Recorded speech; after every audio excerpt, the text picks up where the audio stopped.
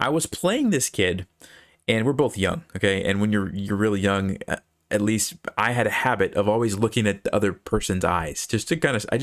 I still do it today. I'm always like glancing up and looking at their eyes while they're playing. So I was following this kid's eyes, and he was looking at mine like the whole game. Like every time I looked up, he was staring at me, right? And I noticed that like when I would be thinking, and I'd look up, he's like staring at me, and he's like looking at where I'm looking at on the board. So in this video, I'm going to give you 6 practical things you can do to increase your luck. And before we jump into that list of 6 things, I want to show you 2 games between strong masters. And I want to ask you if you think that they were lucky. And by the way, no, this position on the screen is not one of those games. Let's take a look. All right, so here's the first position that I took from the book. It's between 2 strong masters, and it's black to play. You can see black's rook is being attacked, and black plays the move rook to c7. Now, before I go any further, I want to ask you guys a question. Do you see a problem with this move? Well, the idea that black probably had was that if white captures, they were going to play bishop check, forking the king and rook and win back the rook. And it kind of makes sense, except for the fact that the bishop is pinned to the king. You can't actually move to d6. So it's just blundering a rook for free. Now, the interesting thing is what white played in response. White played the move rook to d5. Basically believing the fact that, oh yeah, I'll lose my rook to this fork, even though they wouldn't. Now, would you say that black was lucky that white didn't see that? I mean, kind of seems like a little bit of luck there, right? And then it's funny because if you continue the game, a few moves later, white plays the move here, rook here, and loses the rook on the exact same diagonal to the exact same trick that black thought they had earlier but didn't actually have earlier, and now, well, now they have it. So really weird game. I mean, I'm sure that black, looking at the game afterwards, had to been thinking, wow, I guess I was lucky, right? Let's look at another one. Okay, so here's the next position, also taken from the book, and again between 2 strong masters, and black plays the move d4. So again, if you'd like, you can pause and think through what's the problem with this move. And you might say, there's a queen hanging, right? Well, black's idea, I'm sure, was that they wanted to come down here and checkmate the king if white went for that capture. But you can probably see the problem. It's also pinned to the king and can't move. So this is not a legal move for black to play. So yeah, and then again, funny thing is, what did white play in this position? Instead of taking the queen for free, a random other move, queen e8 check, thinking, oh, I can't take it. I'm going to get checkmated, right? So again, we have a similar situation. And again, a few moves later, after this happens, white just resigns because black has all sorts of threats.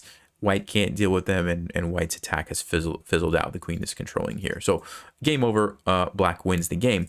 But, even though black wins, they played a complete blunder, literally just hanging the queen for free, and yet white didn't do it, right? So I don't know. I mean, it kind of seems like there was a little bit of luck, right?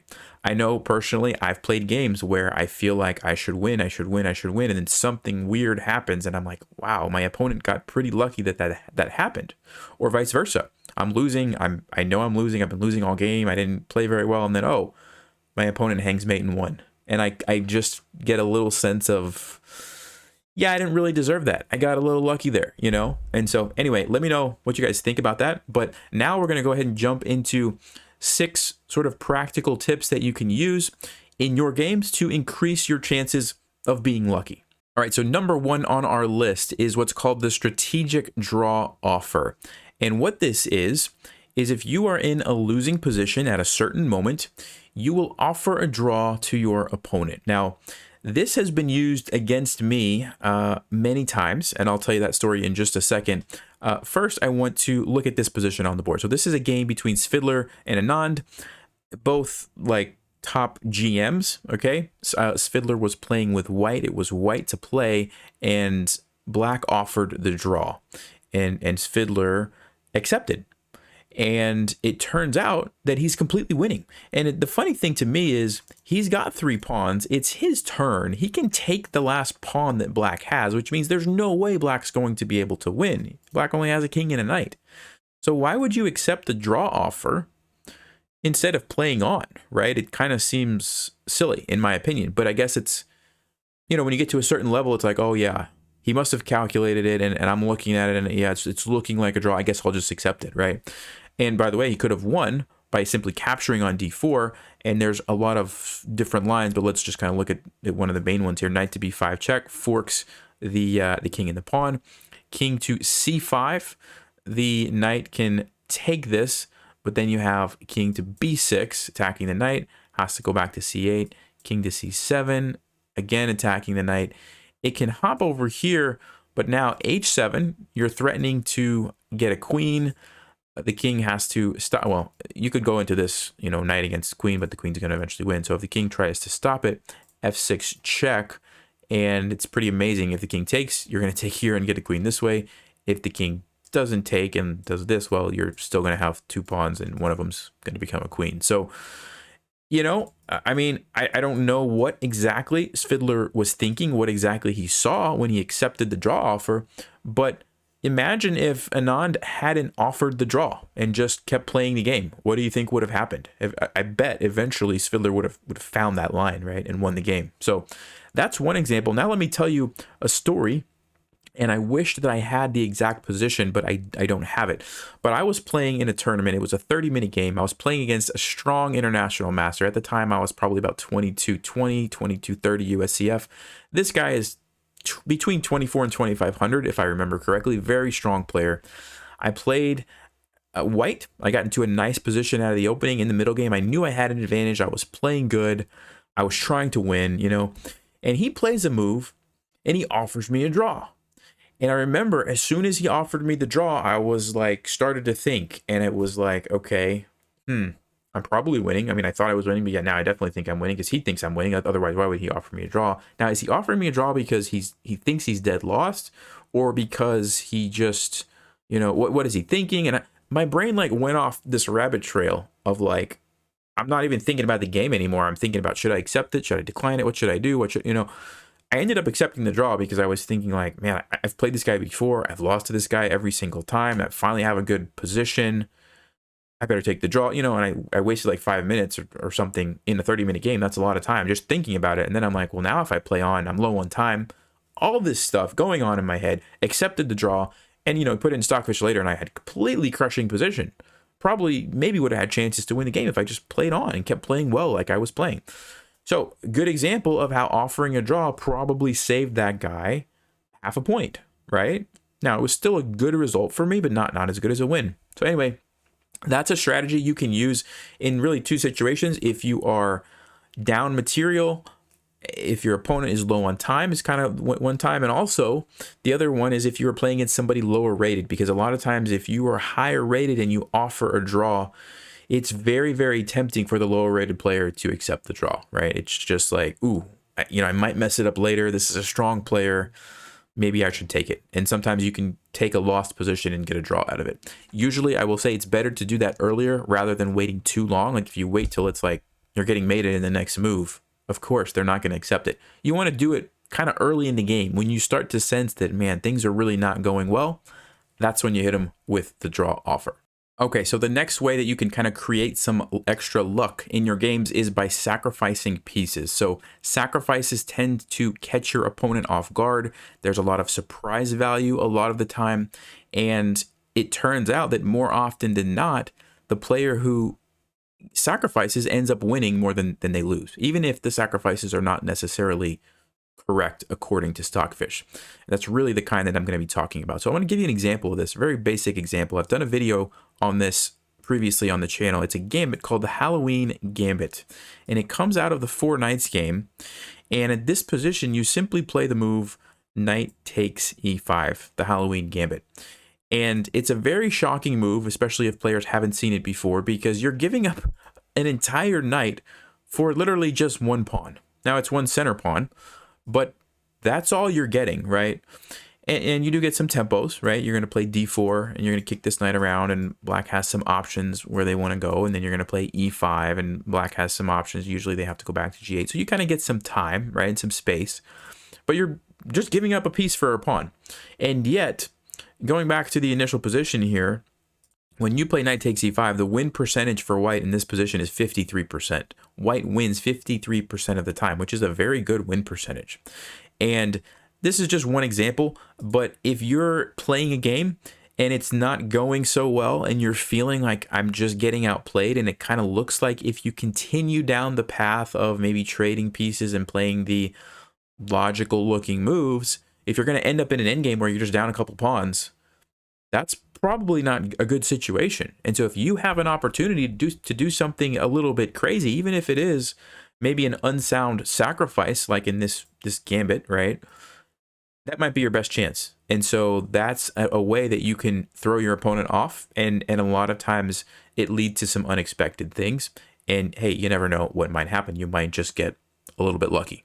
All right, so the next way to be lucky in chess is to try to prevent your opponent's plans. Now, when I say that, you're probably thinking, I always try to prevent my opponent's plans. But what I mean is, sometimes you get in positions that are really bad, like completely losing, but your opponent has like one kind of idea that's sort of the easy way to win the game. And if they can accomplish that easy way, it's just really easy. But if you can prevent that easy way, even though they're clearly winning and clearly better, you kind of make it a little more difficult on them. And then it forces them to think of another solution to win the game, which of course there's going to be a solution there if you're really losing, but it makes it more difficult. So let me give you an example, and I'm not really proud of this game, but I'm going to show it to you anyway. It was a bullet game, and I completely made some big mistakes. So let's get to the point. Where did I mess up? Here we go. The knight comes in. I get forked, so I lose the exchange right there. And then where did I mess up again? Right here. My the pawn is pinned, right? So I lose the bishop. And so now I'm down a complete rook. Okay, I'm completely losing. This is totally losing. It's the middle of a bullet game. You can see my opponent still has 27 seconds. I have a little bit of lead on time, but this is totally lost. Okay, this is a 2200 player. He's not a bad player, right? But I said to myself, okay, what is my opponent going to try to do in a game like this? You're ahead of rook. You think it's over. You think you're going to win. What's the easiest way to win? Well, the answer is take these pawns and get a queen, or take these pawns and get a queen. I mean, if I'm playing with white, that's what I'm going to try to do, right? So I said, okay, how do I understand I don't have very many pieces left, but I do have this bishop and my king, and I'm like, okay, how do I sort of stop that plan? That's probably what white's going to do. Well, first of all, I'm going to get rid of this pawn so they can't just push this one down. And then I'm going to try to sort of make a blockade and just not let any of the pawns get by. Because yes, it's a rook, and yes, a rook is pretty powerful, but it's not that easy to checkmate with just a rook and a bishop and some pawns. When I have a bishop, it's going to be annoying. White really needs to get a queen. And so I said, okay, I'm just going to try to prevent that. That's all I'm going to focus on. Like, I know white's going to be trying to take all my pawns. I'm going to try to make that as annoying as possible, right? And of course, I can't really save this one. But I was like, all right, we'll save this one. They're on dark squares. They should be pretty safe from the bishop, and maybe I can trade this one off and get some sort of blockade going. So we did this. And now I'm just like, all right, I'm just going to kind of move around, but I'm going to keep my pieces as best I can, stopping these pawns from going, right? If I can stop white from getting a queen, maybe I have a chance, right? Okay. And that's all I'm doing.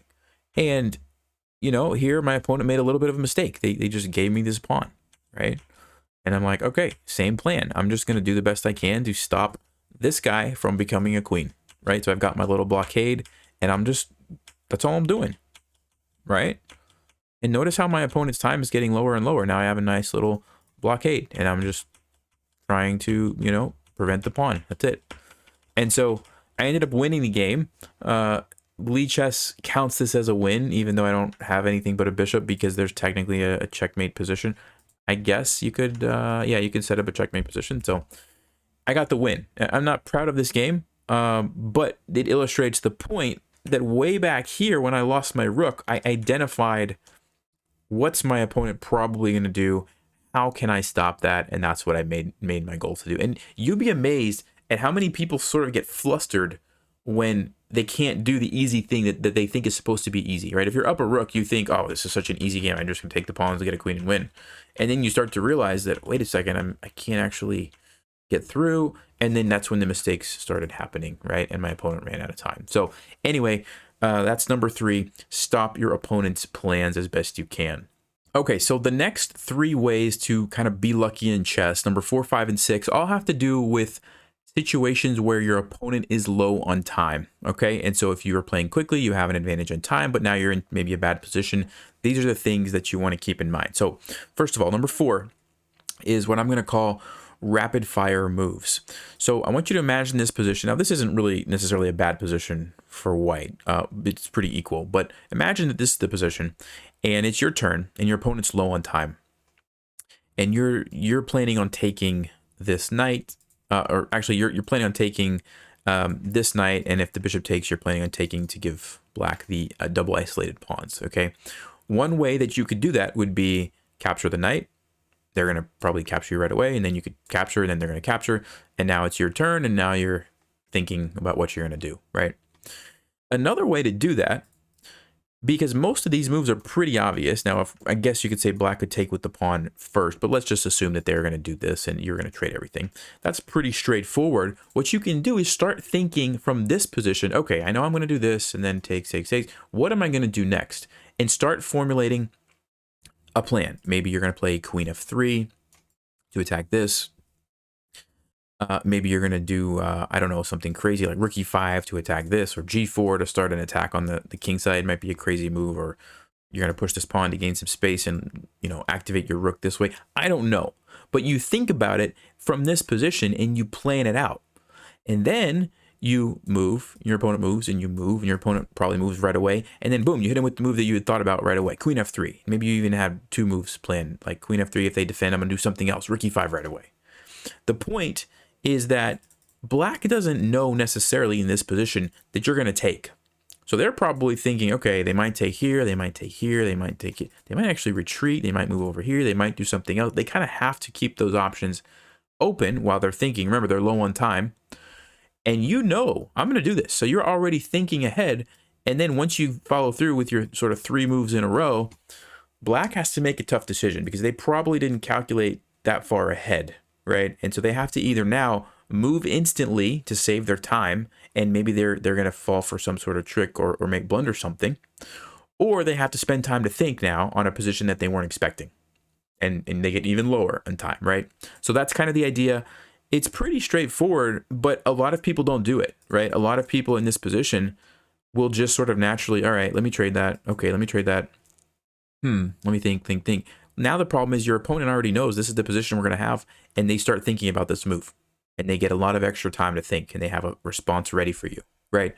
So rapid fire moves, think as far ahead as you can, and it works really good in situations where you know you're going to be capturing something, but it's not necessarily the only move that you have. You might just as well do something else, move somewhere else, right? And your opponent isn't sure. All right, so the next way that you can kind of create some luck in chess is to make moves on the opposite side of the board. Now, this probably sounds kind of weird, but it's amazing how much people tend to get focused on one part of the board and kind of forget about the other side of the board. And a lot of times, if you make a move on the other side of the board where there haven't really been many moves happening, sometimes you can just completely surprise them, or they might have not even considered that move. So I want to tell you guys a story. And this is back when I first started playing chess, one of my first tournaments ever. Not my very first one, but it was shortly thereafter. I was playing this kid, and we're both young, okay? And when you're really young, at least I had a habit of always looking at the other person's eyes. Just to kind of, I still do it today. I'm always like glancing up and, you know, looking at their eyes while they're playing. So I was following this kid's eyes, and he was looking at mine like the whole game. Like every time I looked up, he was staring at me, right? And I noticed that like when I would be thinking, you know, and I'd look up, he's like staring at me, and he's like looking at where I'm looking at on the board, okay? So something happened and we got into a position relatively similar to what I'm showing you right now. I don't know exactly. I don't remember exactly. I'm not like Hikaru and I can remember like every game that I ever played. But I lost my queen early in the game. I had brought it out early. I lost it for like a knight or a bishop or something. And so I was basically down a queen for a piece. Like you can see in this position, we've got the knight and the bishop, and then, you know, the knight for the queen, something like this. But I knew that this kid was watching my eyes. And so I was like, all right, I have a plan. So I was, you know, of course there's some pieces aimed at the king, right? The knight and the bishop and my knight's over here. So I'm like started staring like really hard. Like I'm calculating so deep, you know, I'm staring over here at his king and I'm like thinking. I'm looking at my rook and I'm looking at his king and I'm thinking. And as I'm doing this, right, I'm looking over there as I grab the rook and I move it forward and I drop it on e5 and I hit the clock. And I look at him, and he's looking at me, you know, and he's looking over here, like, what am I calculating? Like, why did I think so long on that move? And he plays some random move on this side of the board, like h6 or something. And then I obviously took his queen, right? And so it just goes to show, it's a funny story, a true story, and I ended up winning, even though I was completely losing. I won because of that little trick, right? But people get caught up in, like, one section of the board, and they kind of forget, like, oh, yeah, there's another side of the board over there, right? So, you know, keep that in mind and don't be afraid to like mix it up, especially if your opponent's in time trouble. Like if all the action has been on one section of the board, play a move on the other side of the board, push a pawn, move a rook or a queen or something. And you never know like what can happen, or be looking for like threats on the other side of the board, right? So anyway, hope you guys enjoyed that story. I still remember that moment, just the, you know, staring at my eyes.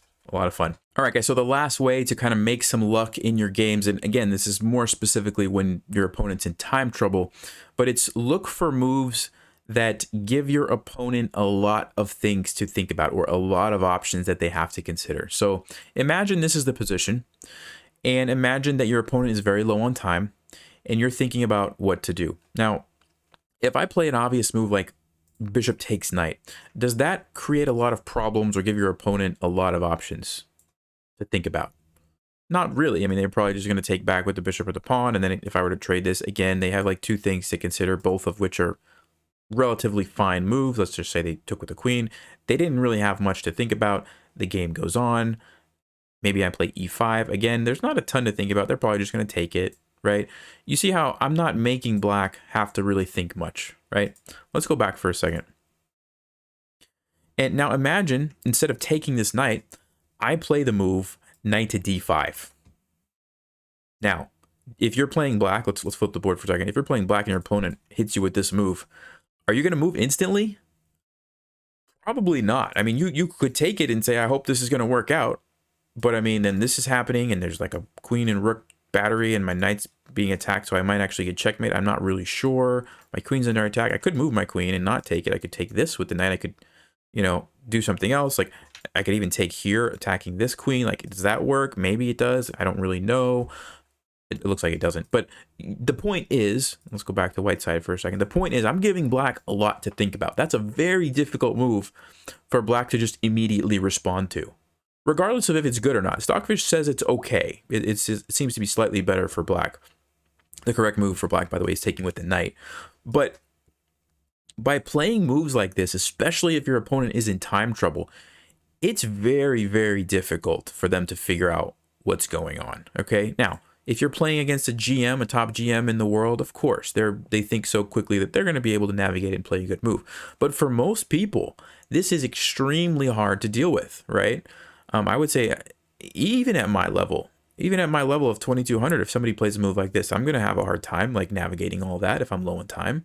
That's just how it is, right? So you need to make the choice to play a move like this instead of, oh, let's just go for the simple captures where nobody really has to think. You're not going to put your opponent into a tough spot by doing that. So try to play a move that gives them a lot of things to think about. All right, guys. Well, aren't you lucky that you watched this video and now you know how to be lucky at chess? No, I'm just kidding, but hopefully you did learn a thing or two. I recommend you go watch this video next where I talk about 9 things that grandmasters do, and you don't want to miss that one. But having said that, stay sharp, play smart, and take care.